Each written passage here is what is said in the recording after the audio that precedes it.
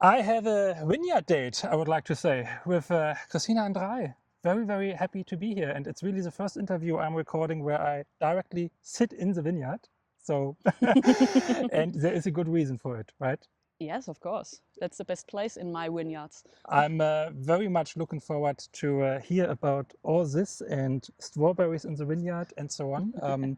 So we are in the Mosel, Yeah. just to place it. And you are one of the Ecovin members in the Mosel. I mean, there are not so many here, right? We have quite a few, but in this area here down next to Koblenz, like the German Mosel, that area we don't have that many, no. And you are one organic certified winemaker, which is also fairly rare here in your area, right? Yes, it is. So I'm looking actually like really much forward to talking about organic winemaking in steep slopes, because often there are some, let's say, myths or rumors about it, that it's so difficult and not possible. So we look really much like forward to hear your take on it. I heard that from other winemakers in this area before I started, so I proved them a little bit wrong. But before we dive into that and the estate and taste some of your wines, let's start with the introduction questions that I ask every winemaker. So number one for you, like for everybody else, if you wouldn't be a winemaker today, what would be the alternative in your life? That's easy to answer, actually. Yeah, I would be a civil engineer because I studied civil engineering. I started with that, and I changed to winemaking. Yeah, because I have more freedom there. So if I didn't find the winemaking, I would still be civil engineer. And you even worked as it, right? You finished the studies, you worked a year as a civil engineer, were on construction site projects, in safety and so on, right? You said? Organization, the construction site, that was my part, Wow. But then you came back home and studied winemaking and started or take over your father's winery, so to say, right? Or cooperate with him. Yeah, that's true. Good. Second question. So now where you decided to be a winemaker, you told me earlier, like several internships, like in different places. You studied at Geisenheim, enology. If you look back at your becoming a winemaker, is there like a single experience or maybe even like a single person you can point to where you really say, this influenced my style of winemaking today, my philosophy? As you said, I took many internships. So there would be a little bit of every place I were. But the longest while studying and also an internship and working there while studying in Geisenheim, I was at Peter Jakob Kühn. Peter Jakob Kühn. Yes. Father or son? Son. No, the father was still, it was the point of changing. Point of changing, okay. Very exciting, actually. Yes, really exciting. I learned a lot from them, and a lot of the core, what I'm doing, the philosophy I took from the experience I had there, yes. Beautiful reference value, and one of the really big ones, of course, in the German wine scene when it comes to low intervention winemaking. Right? I respect a lot what they are doing, Absolutely. I'm a big fan of them. No secret about that. Cool. Third question. So now we talked a bit about low intervention. So I'm excited to hear the answer to that. If you should describe yourself and your personality as a bottle of wine, what bottle comes to your mind? That's difficult because I have this this time I took in my life that was not the direct way to winemaking. I looked around, did some other things, went internationally, so it won't be just the Riesling. For me, the first thing that comes to mind is the Riesling, of course, because born in the Mosel, working in the Mosel, right? And it is the grape, in my opinion, the white grape with the most variety. So seeing which soil do you have, with which slope do you have, looking north, looking south, completely different wines, and this thing alone makes me say Riesling. Okay. But with all my experience and the times changing, climate changing, you need to adapt. I'm looking to the new grapes, the new varieties. I also plant them. I also have a few wines of those. And if I need to choose one of them, it's the Sauvignac. It's a Sauvignac. It's a Sauvignac because I have the Riesling in there, and I have something new. I have it's a new grape, and the main parents are Riesling and Sauvignon Blanc. The Sauvignon Blanc part is the new world, the New Zealand. I was in New Zealand for 5 months. So this is two plants coming together that really describe me in the end. I really like this perspective and this like resemblance to it. And I'm looking forward because we are going to taste it later. Yeah, we will. Really looking forward to that already. Wonderful. Fourth question to close the introduction round. I say nature. What comes to your mind? What associations do you have with regards to being a winemaker? Nature is a little bit the partner and contrast. So nature for me is wilderness, and the vineyard for me is structure. Yeah. But those two things need to come together. So you need to respect and adopt the little bit wilderness in the structure, the cultural structure thing of a vineyard to make it work together. So you need to embrace the chaos of the wilderness a little bit. I find this a beautiful perspective, and I said to you earlier when we were walking up here, right? I mean, we are looking at your, so it's a border before you have one of the terraces there, one of the stone walls where you said it looks totally chaotic, and it does. But this is really the thing about the organic or even biodynamic like approaches in winemaking, right? I mean, we need a little bit of chaos. We need a little bit of wildlife and biodiversity in the vineyard to really make it resilient and healthy. You need to accept that there is chaos in nature, and you can't organize everything. Beautiful. With those words, can you describe the chaos of the winery of Christina Andrae to us? Who are you? What are you doing? What is your approach? Oh yeah, the chaos is a good thing. No, I'm a quite new winemaker, new winery. I started winemaking in 2017, and my vineyard started winery started in 2017. So my father, my grandfather, all were winemakers, and my father still continues to make wine. And we are working together. We help each other, but I have my own winery. Okay. So that's a kind of different approach as most people who take over the winery of their parents. I don't really directly take it over. I take his vineyards, one after the other, and of neighboring winemakers, and I change it to organic, to my philosophy, and build up what I want to do, small selection of wines, where each wine has its specialty, its character, its reason to be. So we are here in an area of the Mosel where most winemakers have a list of like 30, 40 different wines. Each wine you have in sweet, medium, dry. That's so exchangeable. Yeah. It has no individual character, and that's I want to break up here in my area. I started with a plan to have only 10 wines on my list. I'm at 13. It's like that. But I think about every single wine I add. Does it need to be, has it something new, a new value to put into the range I have? And you have yourself 2.5 hectares today? Today, including yes. New plantings, right, already? Yeah, yeah. And you run those 2.5 hectares together with your husband? Yeah. Who also like is full-time in the winery now? Now, yeah. And as you said, your father still has his own line and you slowly go in the transition process, which is kind of beautiful. But interestingly, also like a challenge, like coming with it, you told me about, I never thought about it. You work organic. Yeah. Which means you just parts in this like big part of like, monoculture vineyards, right? And you said, here they use a helicopter. Yeah. So I cannot have vineyards there because I'm organic and the helicopter is not spraying organic. Yes. So this makes it a bit difficult probably for expanding, I assume, to find the plots like where you are protected from. I need to be really selective. Yeah, I need to really look which vineyard can work organic as to which neighbors would accept what I'm doing. We started, you had some words in the beginning, how the people, the winemakers here are saying, oh, organic, the work you need organic won't work in this area because it's too steep, it's way too much work. Yeah.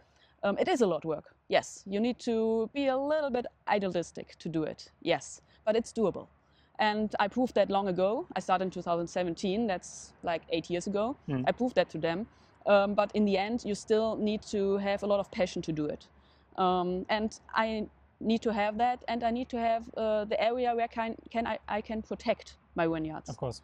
And protection sounds like a lot of organization, but no, protection is just protection against the work of too much work of humans. Yeah. So the protection is not in the direction of nature, but in the other direction. So it's we are going to talk about Vision Mosel and your colleague Corinne Cox at some point. But I remember my interview with Corinne where we were in Luxembourg and also standing in the middle of the in front of a tree, of course, because she loves vitiforestry. Oh, nice. And she's always explaining this like approach she has to the resilient vineyard. The end goal is the vineyard where she doesn't have to do anything. Yes, that's true. From an ideal perspective, it will never be possible, but that is the kind of vision, right? I'm not yet at the tree planting part. I'm looking all at the soil. I'll explain that later. But that's the same idea behind. Yeah, you have a lot of work in the beginning, but you look at the vineyard, and you want it to be resilient and self-sustainable without all the human intervention. Yeah. But you can't just say, oh, okay, nature does its thing. I don't do anything, so let's see what happens. That's not the way it works. You need to look at the vineyard and see what's the problem. What's the problem here, and what could help? What plant, what system in nature could help this vineyard? And you need to bring it in. In the beginning, it's a lot of work. But then, when it's really all over the place, then you can stop working as a human and you can just see nature work doing. On your behalf, so to say, right? And supports you. But you need to do this first step. Beautiful. With those words, I think you should get something in the glass. Yes. You brought a wine for us. Of course, I did. So we are in a really nice deep vineyard, and we are tasting some wine from this vineyard. Of course we do. So this is let's see, this is a Riesling, Valwiger Riesling. We are here in the area of Valwig. That's a village just on the other side of Ernst, where my winery is from. And this is a 2022. The most recent. I bottled it in spring and just started selling it in early summer. You bottled it in spring 2025, means you gave it 2.5 years already of like settling time. Yes. In the cellar parts on the yeast, on lees parts not. So it's a real nice smooth character to it, and that time it needs because we have pure slate here. Pure slate here. Even though we don't see it. Let's have a taste of that. Yes, of course. Thank you. No, that's just a little bit of leaf. Yes. That happens. Nature to nature. Yes. So yeah. I mean, what I find interesting, like also like when I had the last time, the 2021, after you have been at the Climate Wine Summit in Copenhagen, I think got some bottle with friends in Berlin actually, like a good friend, Christina, who also was a helper, and she got from your husband like 2 or 3 bottles, and she was so happy about it because, I have a wine from Christina. She was kind of excited about it. But we had the 2021, I remember, in Berlin at some point of time after the summit, and I was stunned by how precise, but also like how present the acidity is in your wines. I mean, I have it here immediately in the nose, right? Yep. It's a very fresh style of Riesling. It's very mineral. It's very on the green apple, gooseberry side, very citric. On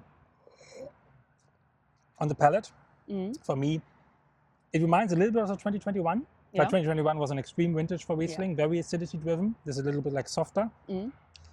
But also here, it's now 2.5 years. When would you open it ideally, where you say it's really ready? Do you think it's already ready, or does it even need like a little bit more time? Because this low intervention Riesling style, I remember an interview or like a panel debate with Kai Schätzel I attended at some point of time, where Kai was saying like, with our style of Riesling, fermentation can go on 4 years easily. Could, yeah, that's the point. It's not just the fermentation, but it's all the aromas that that happen to improve and evolve while fermentation. But the basis is what we see here. The basis is the grape itself. Okay. The grape brings all this character with it. And while fermentation, it changes and improves. But when you have a real raw vineyard and the soil structure and the minerality in these grapes, it needs this time to develop after fermentation, to really involve the aroma and the richness. We have pure slate here, so this is dark slate. So the minerals we get from here are really intense. I have another, so my 2 top-level dry Rieslings, they have, when they are young, they are completely slate-driven. It's a saying here at the Mosel, it tastes like you lick the slate. I actually never licked the slate. I did, and it doesn't taste of minerality. But I know the saying, and I know what people want to express with it, right? I think it's more the smell of standing in a vineyard when it's raining. Yes, the red slate, the red stone, the red minerality. Yes. There you really smell it, and that's what it is for me. And it needs its time. It can't be just there when the minerality is just in your face. It needs to work itself a little bit smoother into the wine. Integrate itself in the wine, makes it a bit softer. I totally agree with that, and especially Riesling. I think Riesling is there because it's such a highly acidic grape variety when it's coming from slate. It's really a grape where we should give it like more time. Therefore, I'm just asking because especially your like low intervention style, right? I mean, your style is walk us through the process. I mean, we can talk about the vineyard in a second, but in the cellar, spontaneous. Then oak barrel, like old oak barrel, or what are you doing? Parts. So I always work with steel tank. That's a part of it. But the steep vineyards are at least, I would say, 50% in the old barrique barrel. So I don't have a big, I don't have the fooder. We have a few, my grandfather made them themselves, but they weren't used for 20 years and they are not good anymore. So you really need to use those barrels if you want to keep them good. So I work with 3 or 4 year used oak barrels. So the barrique barrels. So they make the structure of the barrel wine, barrel concentrated wine, but they don't take this toasty style of young barrique, not the vanilla and everything that comes with it. On the full lees? Yes. Of course. Yes, of course. And then we just talked about it, your sulfites, I mean, you are somewhere between 30 to 40 grams total at the end, right? With a dry Riesling that's in balance, you don't need more. Perfect. So this, just to recap your low intervention style for especially Riesling, but also the other wines, very typical for the young winemakers in the Mosel. My impression, at least, many of them try to work in this direction. But now let's talk about the essence. Let's talk about this, because this is really fascinating to me. We talk about global warming a lot these days, right? And you just showed me like you try to cover the wines to this side where the sun is coming from. The other side is like fairly open. But this is another one of your global warming strategies, right? Yes, it is. So what are we seeing here? Can I explain a little bit what's happening at the Mosel? The Mosel is as cool climate region. That's our theme we have here today. Mosel was the cool climate region for decades and centuries, actually, because Mosel and Ahr were the furthest north. There are 1 or 2 in France that are quite the same level, but we were as north as it could be.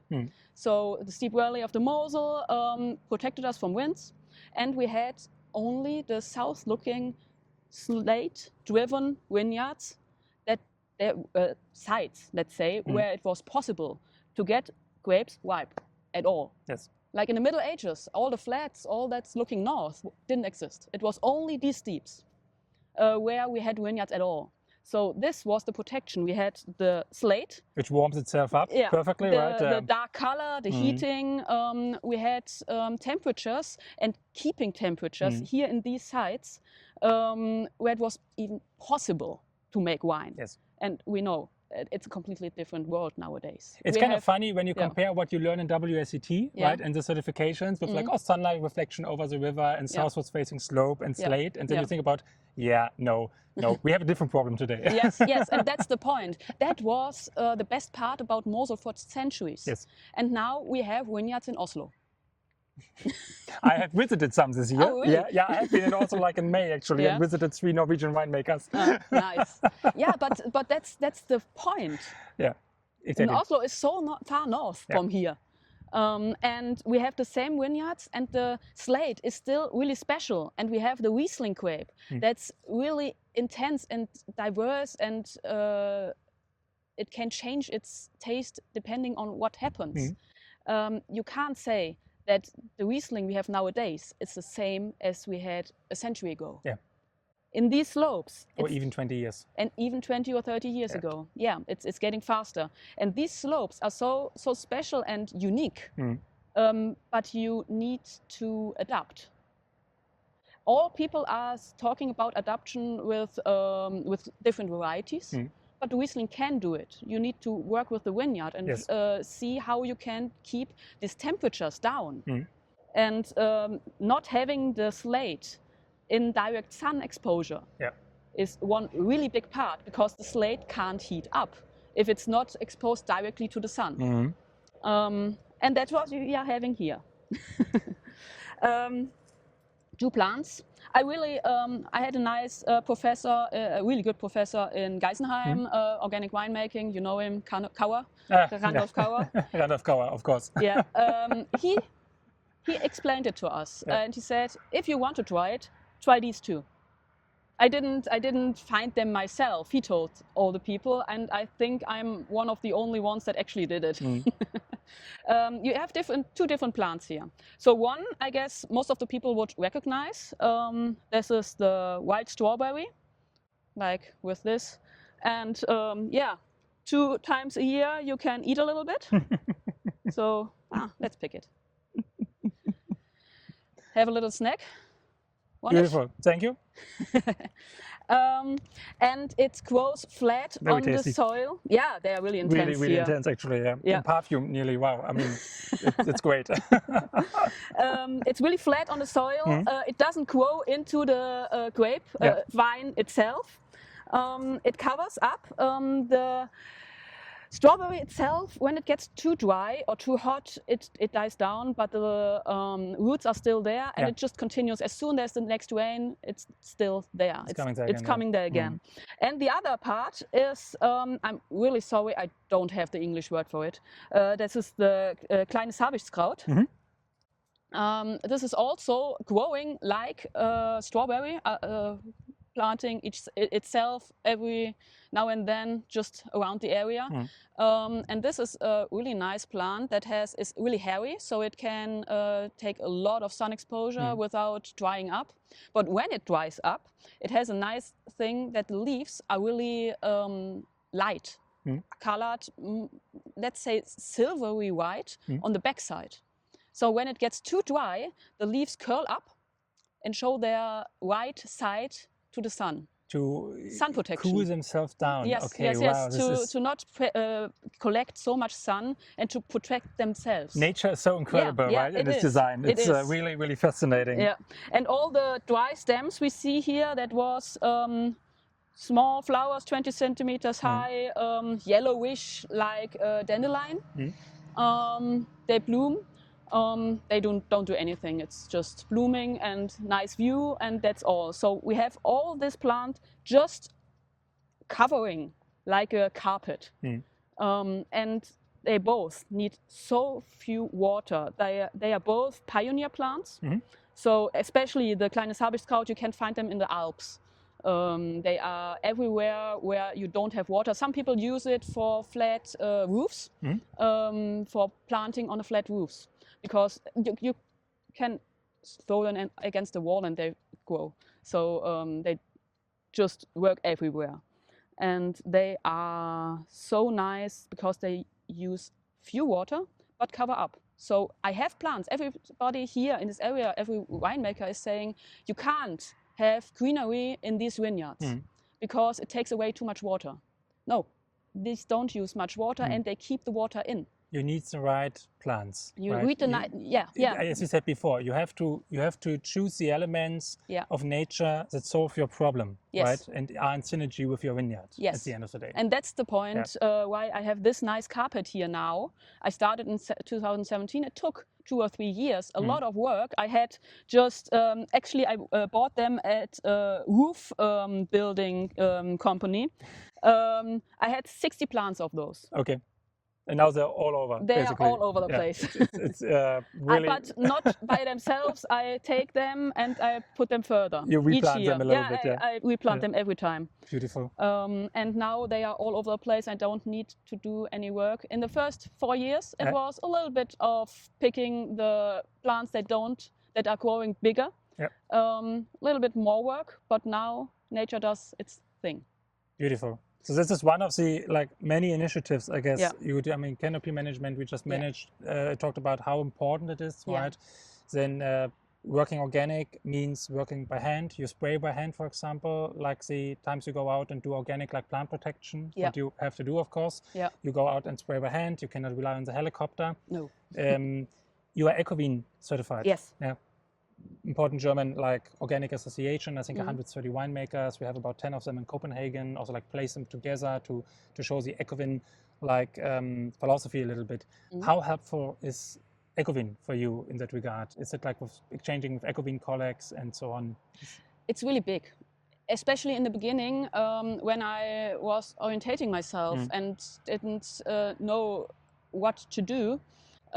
They do a lot of work for education, young winemakers, and to work in the interest of the winemakers. So they help with regulation that it really improves in the way we see every day in the vineyard. So they have a lot of energy they use to bring the philosophy into the world, either to other winemakers who might think they could start. So I was in young winemakers weekends where they had all seminars and we were coming together and talking about organic winemaking, and a whole week they make for, you want to start winemaking organic? We help you, we tell you how to start. That's all the things they do for the winemakers, and they talk with local people, with legislators, with politics, to make them see what we are actually doing. So they are really important. So that is one of the memberships that really helped you on the way. And then you have another membership, right? Very interesting one. I mean, it's always funny for people to think about it, but winemakers are also organized in members associations and interest groups, right? And you are part of very exciting groups that I didn't know before, actually, before I talked to Daniel Molitor from Stairs and Roses, who also comes to the summit. German Mosel. And we have actually at least 4 exhibitors, you, Stairs and Roses, and Cox and Son Hoffmann from Luxembourg. And there are some other guys like Markus Busch and so on and so forth in the Mosel, in German Mosel. Really good winemakers. Really good winemakers. I always say if anybody wants to try a Muscaris Feinherb, I think Markus Busch really set the benchmark for that wine style. It's outstanding. And you just got actually a visit from Denmark, from Guldbæk Vingård, Kim in Northern Jutland. He also makes a Muscaris Feinherb, which is really, really interesting. I told him also to try Markus Busch wine definitely, because he really knows what he's doing there. But that is exactly why we have German Mosel. Yes. So you said you just realized that it exists. That's don't worry, we started to be last year. So we are a quite young group of winemakers. We came together last year because we are all planting and growing and vinificating PV wines. Yes. So more sustainable varieties that don't need that much, a lot less spraying and working with, so they are more now I have a word I don't know. Naturnah. Closer to nature, right? Yeah, closer. You can work closer to nature with them because you don't need, as we said, that much work as a human there.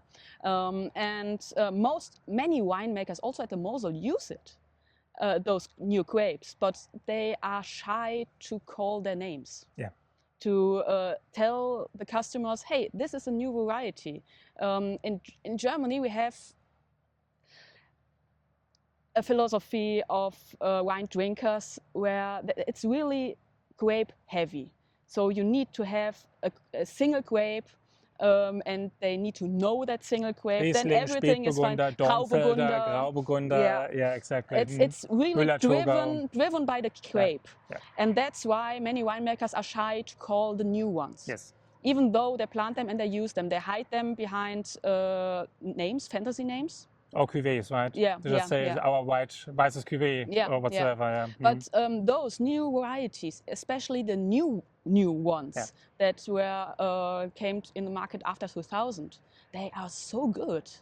They are so good, and you don't need to be shy to call their names and to put those names on the label. And the Mosel is so special with the vineyards. And those grape varieties can have those specialties in these vineyards, and they have their style, their own style. And many people and winemakers and wine drinkers don't see that.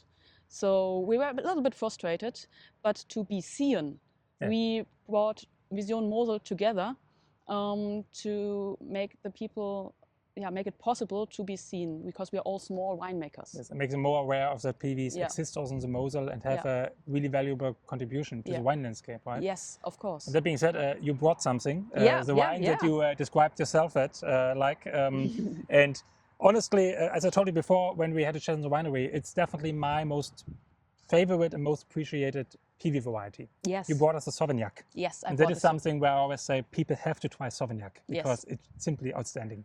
The thing is, they don't need to try one Sauvignac. They need to try several, because the Sauvignac, in my opinion, is the next Riesling in the future.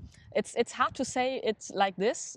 The Riesling will stay, but with the new varieties, this one is the one that takes the soil into its soul. The soil and the area it's around, it's completely different depending on where you plant it. Yes. It's the first PV you could right now say it has a regional style. There's a terroir perspective, and on the other hand, it's really versatile, right? Yes. I mean, you can use it for sparkling, you can use it for dry styled wines. You have it here as a Feinherb style with 13 grams of sugar. Yeah. I didn't have the third wines based on Sauvignac, but I'm pretty sure it's possible. Why not? I mean, the Austrians use Sauvignon Blanc for Beerenauslese. Oh, so it is possible, I guess. It would be so nice. I mean, I know about Sauvignac. It always tells a story about Denmark. I know a guy there who has an experimental vineyard north of Copenhagen, where he researches 50 varieties on how they develop in the Danish climate. Yeah. And he has 3 plants of Sauvignac. And 2 years ago, the whole field in October was eaten by botrytis.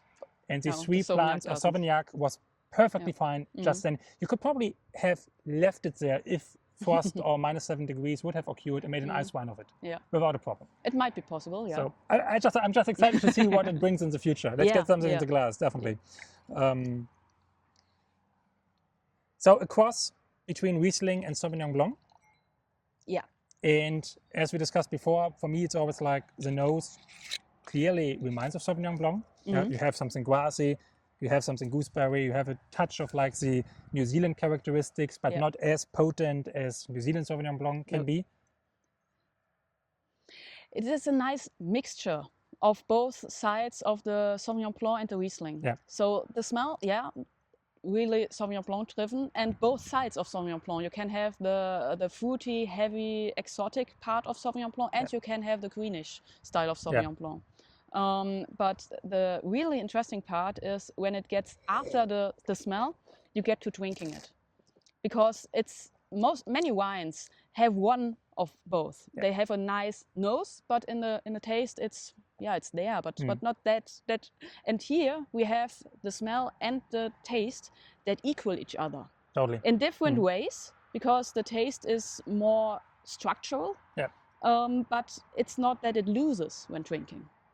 And not at all. And what I mean, you said yourself, like, it has this clear, like, Riesling characteristics when you have it on the palate, which is really beautiful, but also, like, very fresh and fruity and powerful. So therefore, I, like, always see why consumers really love it, because it's a great, like, combination. It's also, and what I really like about here is, like, the Feinherb touch, right? Because I told you before, like, it's 13 or 14 grams of sugar.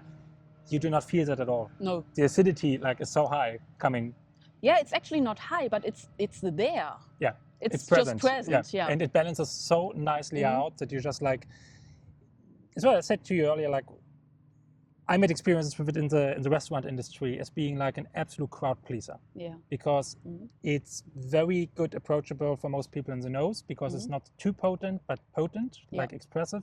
It's very nicely approachable on the palate and very drinkable, especially in this style. It often comes at a cost point that is fairly reasonable for restaurants, right? Yeah. I mean, but you also, like, told me you went a little bit, like, aggressive with the pricing from the beginning. You put it at €14 or €14.50, right? Yeah. Which I think is very courageous, because most people in Germany also undermarket their PBs. They do.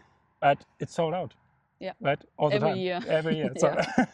No, it's the style of wine. It's it's from this one village, just also in the little bit steep. So this is not just everyday vineyard. It's a really special vineyard where I planted it in 2017. Yeah. And as soon as I could, I made a nice wine out of it, and the people loved it. And I was really courageous with it for what we are doing here in this area. Yeah.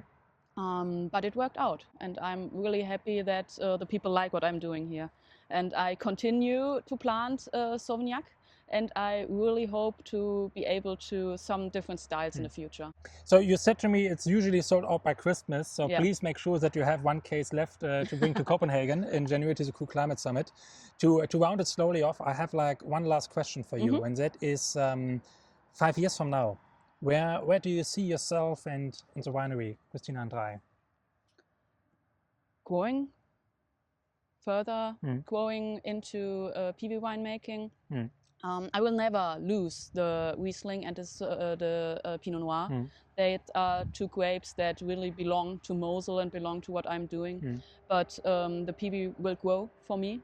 And I hope to have established what I'm doing with the vineyards, that the people really love what I'm doing. And I have wines that are really crisp and have their character. The character I have now really a little bit more developed.